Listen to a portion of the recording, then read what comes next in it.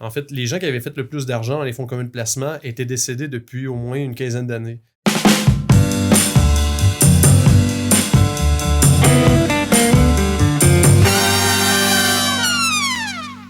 Il arrive un moment dans notre vie où on désire investir. Par contre, on ne sait pas toujours comment le faire, quelle technique utiliser. C'est pourquoi on peut avoir recours à un conseiller financier. D'ailleurs, on en a un aujourd'hui à l'émission. Philippe Duval, bonjour. Bonjour David. Mon collaborateur, comme à l'habitude, Samuel Nadeau. Salut Sam. Salut David. Donc Philippe, juste pour commencer, j'aimerais que tu m'expliques c'est quoi ton métier. OK, parfait. Je commencerai par dire que tout le monde ici présent a des objectifs financiers à court, moyen et long terme. Le conseiller financier, lui, ce qu'il va essayer de faire, c'est d'aller, au niveau financier, concorder les finances de la personne avec ses objectifs. Donc, des fois, ça peut être un projet d'ici 3 ans d'aller s'acheter un véhicule, 5 ans de s'acheter une maison, ou bien pour avoir une retraite intéressante rendue à l'âge de 65 ans, ou prendre sa retraite à 55 ans. Donc, en fonction là, de ces objectifs-là, lui, il va proposer une stratégie d'épargne. OK. Une étude en 2016 a été faite pour constater la valeur ajoutée d'un conseiller financier dans les ménages au niveau du Canada. Et on a constaté qu'un conseiller qui faisait affaire pendant plus de 5 ans avec un certain ménage faisait en sorte que le ménage avait 290% plus d'épargne qu'un ménage ne faisant pas affaire avec un conseiller financier. C'est quand même notable. Ben oui. La plus grande des raisons, c'est la discipline d'épargne. OK, on va prendre que, par exemple, un coach, vous avez comme 20 livres à perdre, les gars, puis vous Moi, décidez... je l'ai, 20 livres à perdre. Ouais. Non, je l'ai réellement. Je pense que Bon, moi aussi, tu peux Je mets des couleurs foncées parce que ça m'aide, là, mais j'ai 20 livres à perdre. Si tu décides d'essayer de le faire par toi-même, c'est bien correct. Ça va pas te coûter rien pantoute, mais ce qui risque d'arriver, c'est que des petits jours que tu as moins envie, tu vas pas le faire, puis tu n'auras pas de suivi. C'est la même chose avec un conseiller financier. Lorsque toi, tu veux épargner comme un certain montant d'argent dans le but de t'acheter une maison, par exemple, ça se peut qu'il y ait des semaines où tu décides de retirer l'argent pour aller manger à un bon restaurant. Le conseiller financier, lui, ce qu'il va faire, c'est qu'il va s'arranger pour que ton argent soit investi en fonction de ta tolérance au risque, en fonction de ton horizon de placement. Puis ce qui va arriver, c'est que lui, c'est lui qui a un peu les cordons sur la bourse. Donc, si jamais toi, tu as besoin de sortir un certain montant d'argent, tu dois communiquer avec lui. Lui, un peu te rappelle les objectifs que tu as. Ça peut t'aider justement à conserver la discipline que tu avais à la base en te disant, est-ce que j'en ai vraiment besoin d'aller au restaurant? Est-ce que ma maison est plus importante que ce petit plaisir-là instantané? Donc ça, c'est un gros point qui vient jouer sur le fait que les gens qui font affaire avec un conseiller financier ont plus d'épargne. Un autre point, on l'a vécu cette année, c'est par exemple lorsqu'il y a eu la baisse boursière là, due à la COVID-19. C'est ça, là, les marchés avaient planté en moyenne de 30%. Puis j'ai eu beaucoup d'appels de clients en panique qui se demandaient est-ce que c'était le temps de retirer leurs billes.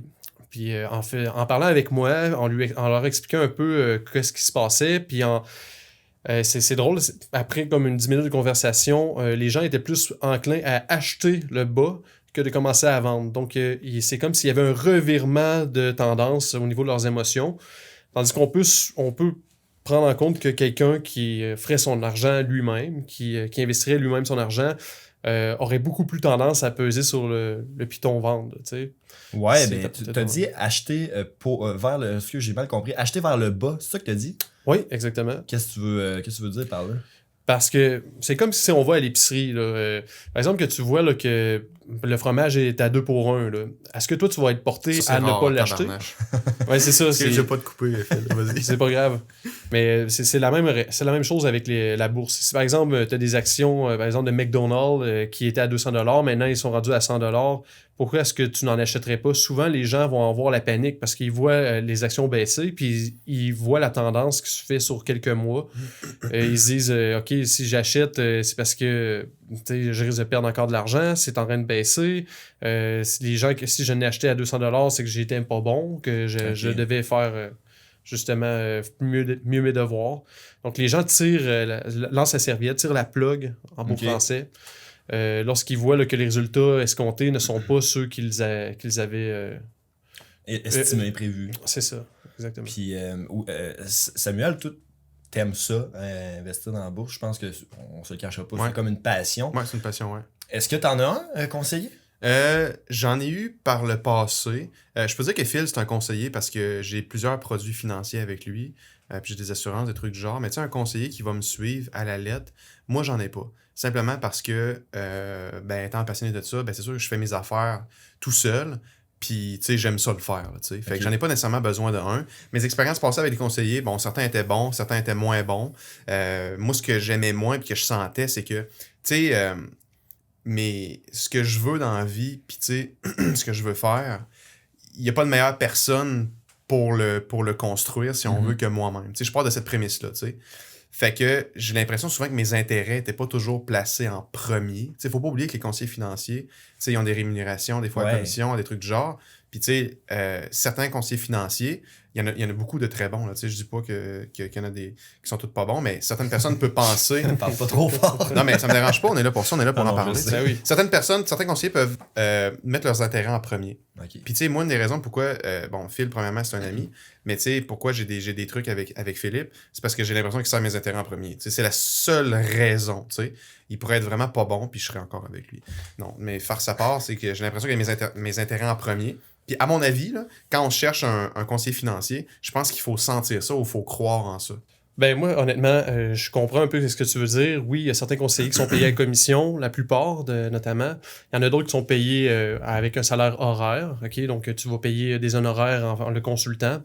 Moi, ce que je trouve intéressant avec la commission, c'est qu'au moins, on pense gagnant-gagnant.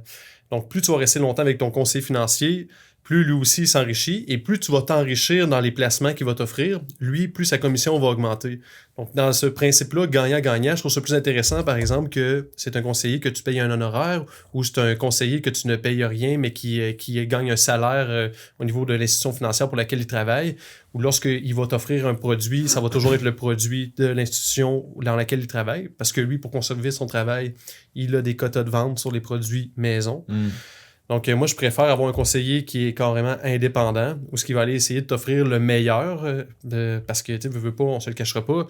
Les conseillers financiers, il y en a plusieurs. Donc, si tu n'es pas satisfait avec le tien, tu peux aller voir ailleurs, puis on le sait très bien. Donc, pourquoi pas offrir le meilleur à notre client dans le but de le garder puis d'avoir une relation gagnante-gagnante à long terme. C'est très intéressant ce que tu dis, puis ça va un peu dans la ligne que je vais aller. Tantôt, je pensais à ça. Est-ce qu'il faut être majeur pour avoir un conseiller financier, pour investir, exemple, dans la bourse? Oui, honnêtement, pour s'ouvrir un compte, on doit être majeur, mais par exemple, si vous avez en bas de 18 ans, vous pouvez avoir vos parents qui vont ouvrir un compte. Ils vont mettre ça, ce qu'on appelle en fiducie. Donc, vous êtes comme bénéficiaire de la fiducie et lors de vos 18 ans, les fonds vont pouvoir être transférés à vous et vous pouvez en faire ce que vous voulez. Okay. Moi, j'avais ça quand j'étais jeune, quand j'avais 14 ans, on avait un conseiller financier dans la famille, puis dans le fond, j'avais de l'argent que j'avais investi avec lui. Je pense que dans le temps, là, j'avais mis combien? Tu sais, j'avais 14 ans, je pense que j'avais mis 5 000. C'était comme toutes mes économies. Ouais, j'avais tout économisé. T'avais 14 ans? Me semble, 13, 14, dans ce coin-là. Rien, mais tu sais, je travaillais quand même les fins de semaine, fait que j'accumulais de l'argent. Mais j'avais comme tout mis ce que j'avais avec lui. Puis on avait acheté des fonds communs de placement. Puis, de mémoire, il y a eu une crise économique là-dedans. Là. Puis, j'ai pas fait d'argent ou très peu. Mais tu sais, ça reste que j'avais accès à mes affaires, puis je recevais mes trucs par la poste, puis tu sais, je pouvais suivre mes trucs, là, tu sais.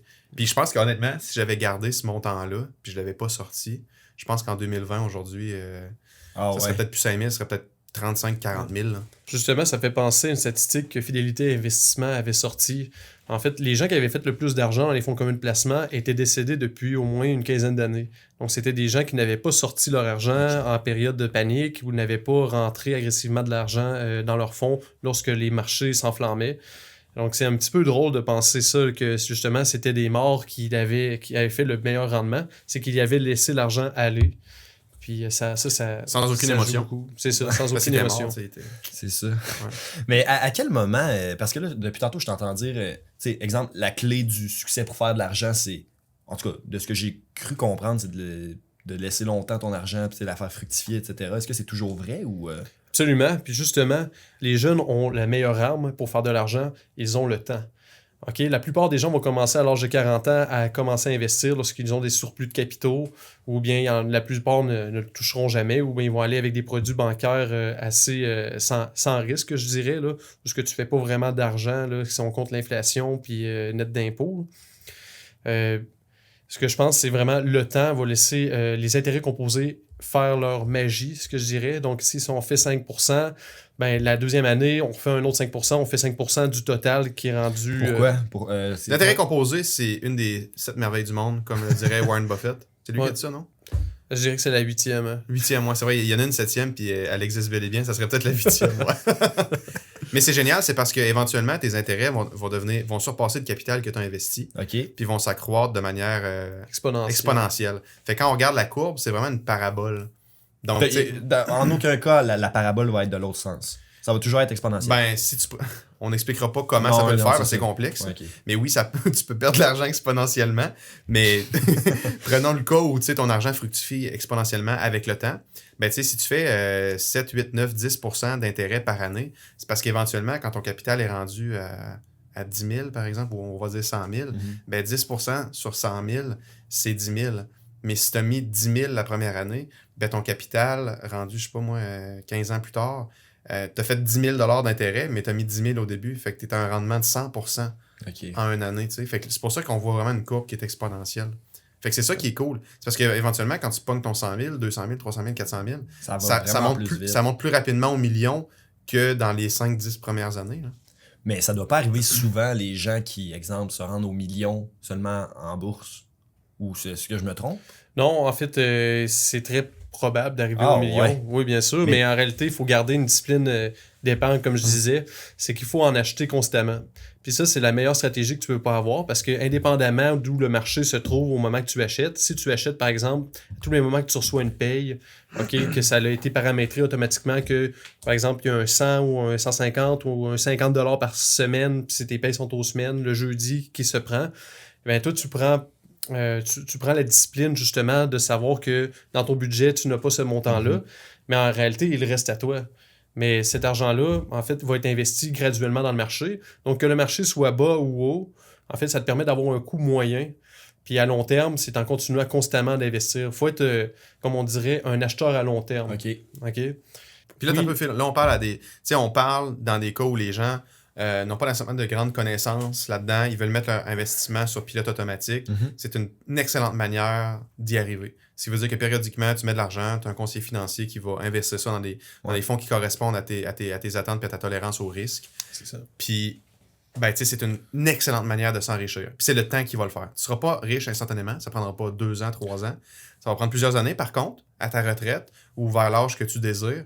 Tu vas avoir atteint ton objectif puis tu vas peut-être pouvoir vivre indépendamment de fortune, si on veut. Là. Quand on parle de risque, etc., est-ce que quand on prévoit investir un montant, par exemple, là, moi, je mets 500$ dans peu importe quelle compagnie en bourse, est-ce que ce 500$-là, je dois considérer qu'il est flushé, il est perdu, ou je dois m'attendre à, inévitablement, peut-être, en tout cas, me faire fructifier ce montant-là, faire un peu d'argent là-dessus, ou je dois avoir en tête là, que ça se peut que je revois pas mon 500$? Ben, c'est sûr que, advenant le cas que tu n'as aucune connaissance en bourse, moi je dirais bye-bye aux 500$. Surtout, les gens qui commencent à la bourse sont très intéressés vers les compagnies qu'on appelle les penny stocks, des compagnies qui sont titrées à moins de $.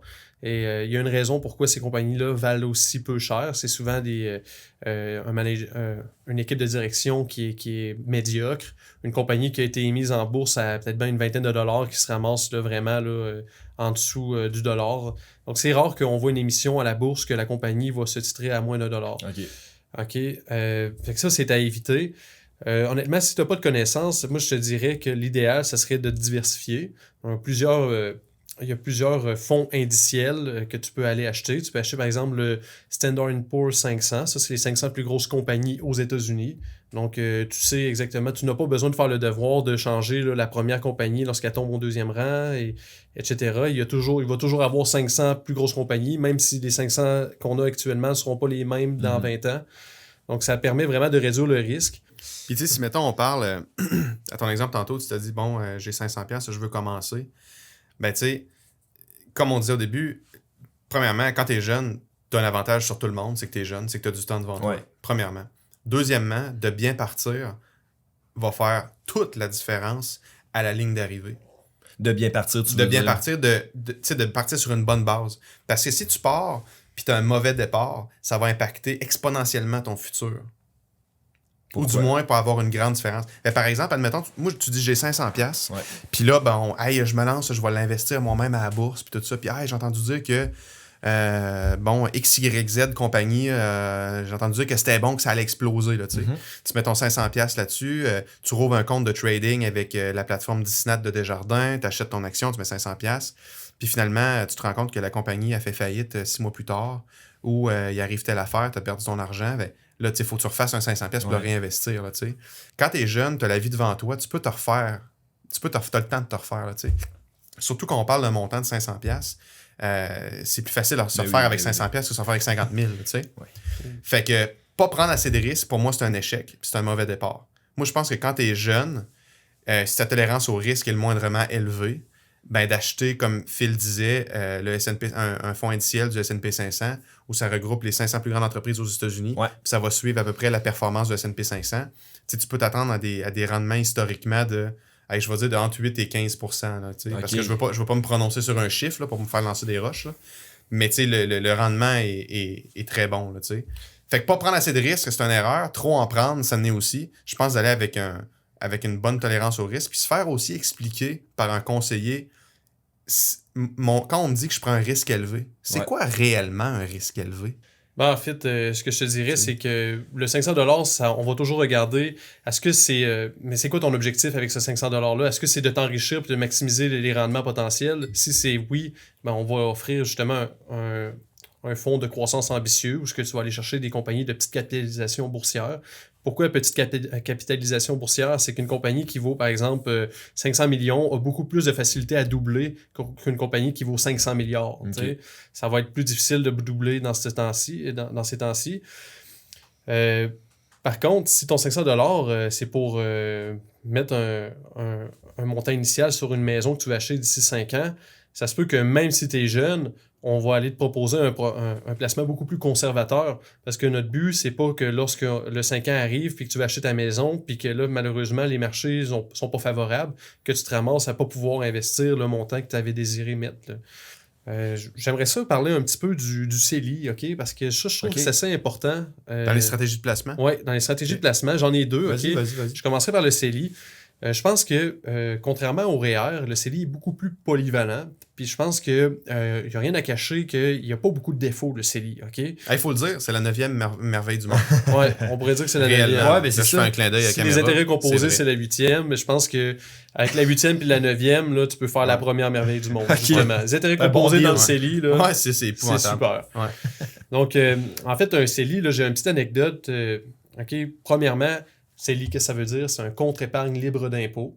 Donc, c'est aussi simple que tout l'argent que tu mets à l'intérieur, les rendements que tu vas faire avec cet argent-là, tu n'as pas d'impôt à payer. OK. Que ce soit 1000, 10 000, 100 000 $, il n'y a aucun impôt à payer.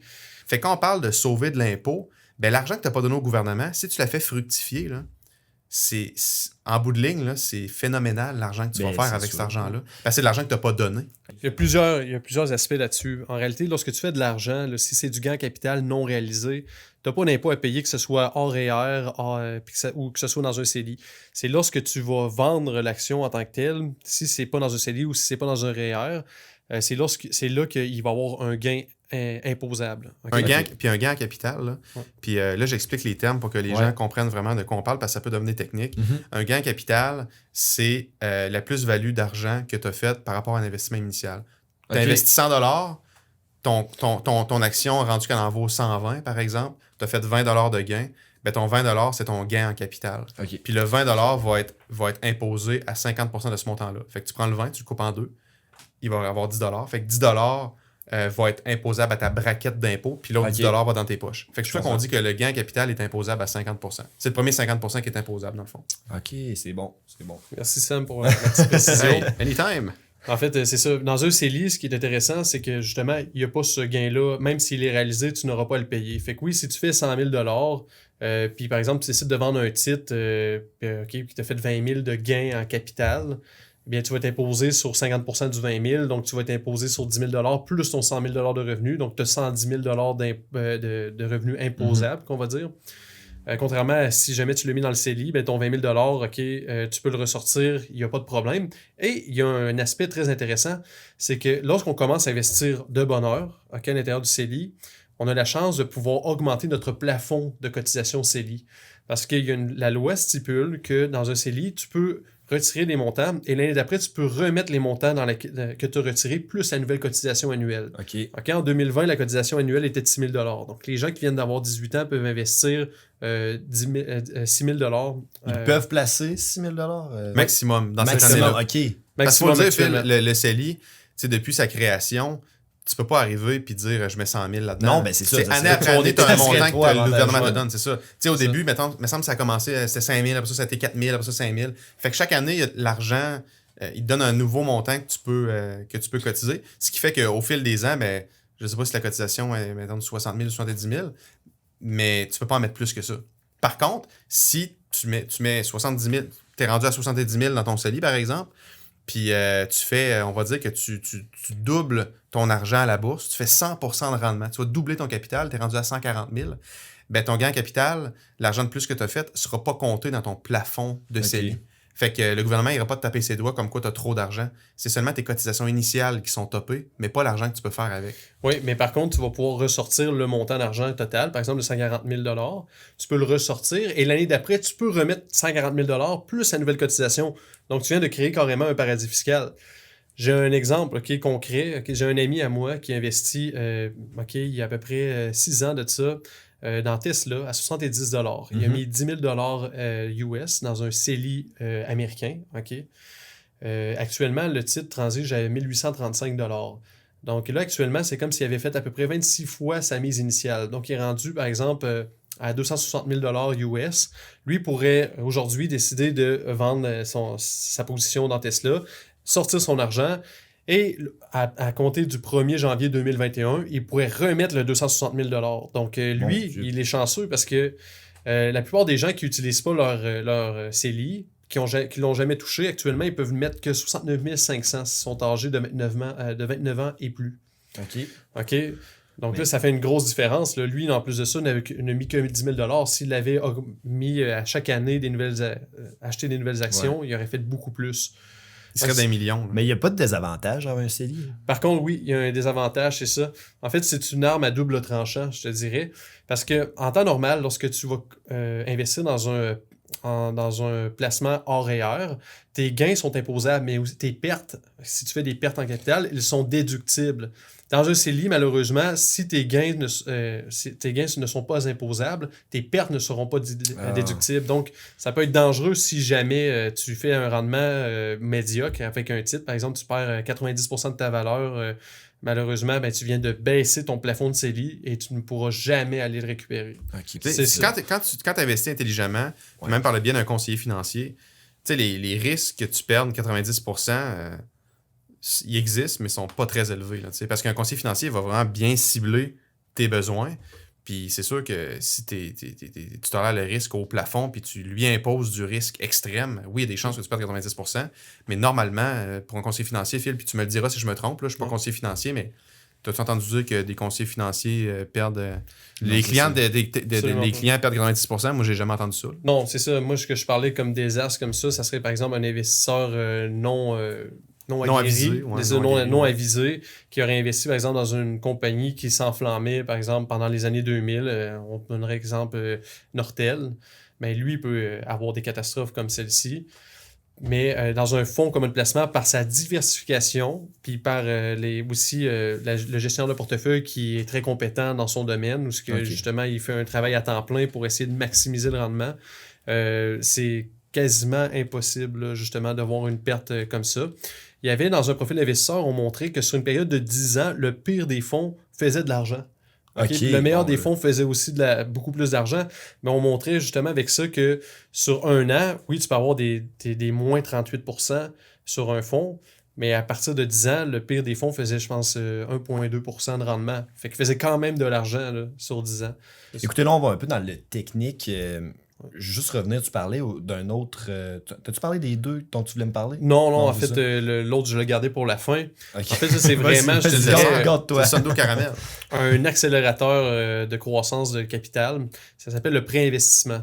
OK. Le préinvestissement, en fait, ça le dit tout de suite, c'est d'investir de l'argent qu'on a emprunté auprès d'une institution financière. OK? Ça peut être via une marge de crédit, ça peut être un préinvestissement qui est fait justement pour être investi dans des fonds communs de placement. Des fois, il y a des restrictions. Tu ne peux pas faire ce que tu veux. Tu ne pourras pas aller investir dans n'importe quelle action. Par exemple, si Banque Manuvie, OK, ça c'est une banque en ligne, te prête un certain montant, eux autres vont demander à ce que tu investisses dans leurs fonds communs de placement, des fonds communs de placement Manuvie. OK. OK? Ça, ce que ça permet de faire, c'est, OK, comme on parlait qu'il y avait une arme à double tranchant en CELI. Là, il y en a clairement une avec le prêt-investissement. On peut aussi l'appeler le prêt-levier. C'est que, oui, d'un côté, quand ça va bien, puis que tu fais plus d'argent que le taux d'intérêt que tu payes pour emprunter l'argent, c'est de l'argent c'est de l'argent qui te revient que tu n'aurais jamais fait autrement. C'est comme si tu faisais de l'argent avec l'argent de la maison, là, comme on parlait du casino tantôt. Là. Mais Phil, pour quelqu'un qui a des faibles revenus, qui est à l'école, admettons, qui gagne 15-20 000 par année, est-ce qu'il peut faire un préinvestissement? Oui, il peut faire un préinvestissement. C'est sûr qu'idéalement, il faut déjà avoir commencé à investir parce qu'on ne va pas prêter à qui on veut. Tu sais, normalement, il doit avoir des actifs sous-jacents, puis la personne, normalement, doit gagner des revenus. OK, mais à partir d'un certain montant, si on veut investir, par exemple, un 5 000 $, on peut le faire là, via le préinvestissement. Il faut simplement passer, comme on pourrait dire, au crédit. Même chose quand on veut s'acheter un véhicule ou une maison. On doit passer selon certains critères de solvabilité. Mais moi, je veux commencer à bientôt investir. Ouais. Est-ce que tu me conseilles préférablement le CELI? Oui, honnêtement, le CELI, je te dirais de commencer à investir ton propre argent. Okay? Oui, c'est ça. Si tu investis ton propre argent, oui, tu peux risquer d'avoir des fluctuations, mais à long terme, tu es presque sûr d'en faire de l'argent. Okay? Si jamais tu as un horizon de 10 ans ou plus, tu peux aller dans un fonds de croissance et être totalement à l'aise là-dedans. Puis tu dois voir les baisses boursières comme une belle opportunité. Parce que toi, en étant jeune, c'est une opportunité de pouvoir en acheter à rabais. OK? Quand le fromage vient en rabais, stock-les. C'est ça. C'est bon. Je dirais pas la même chose au gars qui a les 64 ans. congeler. Le gars qui vient d'avoir 64 ans, C'est qui ça. a un an de sa C'est relatif à retraite, qui mange un crash boursier, lui, j'ai de la peine pour lui. Là. Surtout s'il ne s'est pas sécurisé dans le temps. Okay? Ok. Ça, c'est un autre aspect que le conseiller financier doit faire à tous les 3 ans. Nous autres, c'est obligatoire par la loi. On doit revoir le profil d'investisseur. Okay? On appelle ça un CVC, ça veut dire connaissez votre client et on doit le remettre à jour. Donc, en fonction là, de son âge, en fonction de ses objectifs de placement, de sa tolérance au risque. Donc, on va toujours un peu graduellement enlever du risque plus la personne vieillit dans le temps parce qu'on sait que la retraite se rapproche. Par contre, une personne qui a 20 ans là, actuellement, là, je te dirais là, all-in dans les fonds de croissance. Là. Puis, ouais. Non, vas-y. Hey, je vais voler la parole. Vas-y. À titre d'exemple, tantôt, on parlait de préinvestissement. Ouais. Moi, j'ai fait un préinvestissement il y a quelques années quand j'avais ma blonde, ma conjointe. Puis là, on a une fille. Elle a 1 an la semaine passée. Elle avait 1 an la semaine passée. Puis il y a 1 an et demi, il y a 2 ans, à peu près 2 ans, j'ai fait un préinvestissement. Puis mon but avec ce prêt-là, c'était qu'un jour, ça paye ses études. OK. Mais il faut comprendre que j'ai emprunté de l'argent qui n'était pas à moi. Je l'ai fait fructifier. Puis dans 15, 16, 17 ans, je vais sortir cet argent-là. Puis je vais payer l'entièreté de ses études. Okay. Si ça se passe comme je souhaite, ça se peut que le marché ne soit pas en ma faveur quand je vais décaisser. Ça se peut, tu sais. Par contre, je suis presque assuré, selon mes calculs, de faire de l'argent avec ça. D'ailleurs, est-ce que vous vouliez dire un petit mot là, de la fin avant qu'on conclue? Ben justement, le préinvestissement, c'est carrément utiliser un passif pour acquérir un actif. Ouais, c'est un bon Et exemple. moi, je ne prendrais pas vraiment de passif si ce n'est pas pour aller chercher un actif en retour. Par exemple, emprunter pour voyager, emprunter pour consommer, je ne vois pas ça comme intelligent. Non. En plus de ça, ton intérêt n'est même pas déductible. Alors que si tu t'en sers pour faire de l'argent, il devient déductible. Fait que tout est aligné pour utiliser des passifs dans le but de s'enrichir. Ben écoutez les gars, je pense qu'on a fait un bon tour du sujet. Ouais. J'en ai appris encore une fois hein, avec le podcast, on apprend. je vais terminer, on va terminer sur ça. Puis Philippe, je vais te parler après, après le podcast. Je pense vraiment commencer à regarder pour les conseillers financiers. Je savais pas en tout, mais honnêtement qu'il y avait toute cette panoplie d'options-là en ce qui concerne, exemple, tous les conseils que tu peux me donner, etc. Ça va me faire plaisir. Comme tu vas constater, Il y a une transaction qui va se faire après ça. l'essayer, c'est l'adopter. L'essayer, c'est C'est l'adopter. payant, hein, faire un podcast. Mais merci Samuel Nadeau. Hey, ça fait plaisir. Merci Philippe Duval. J'espère que ça vous a éclairé, que vous en avez appris davantage sur le sujet. Et on se dit à un prochain podcast. Ciao!